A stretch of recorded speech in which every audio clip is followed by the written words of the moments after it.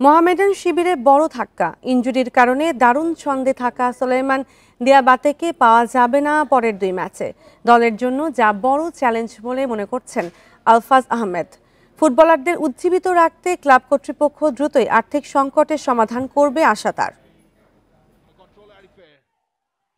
চলতি মৌসুমে মোহামেডান অপ্রতিরোধ্য, লিগে ৪ ম্যাচে শতভাগ জয়, সবার উপরে সাদা কালোরা।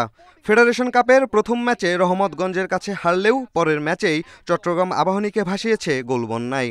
সুলেমান দিয়াবাতে এমন পারফরম্যান্সের পরও দুশ্চিন্তার ভাঁজ কোচ আলফাজের কপালে।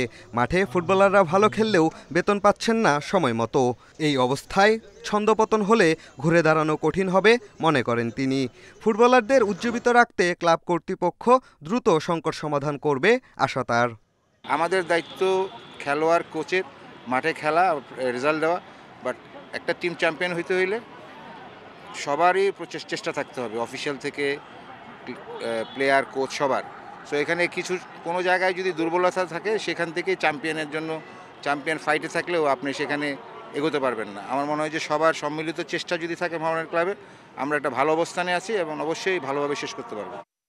লিগে মোহামেডানের পরের দুই ম্যাচ ফর্টিস ও চট্টগ্রাম আবাহনীর বিপক্ষে। খেলতে হবে দারুণ ছন্দে থাকা সোলেমান দিয়াবাতেকে ছাড়া।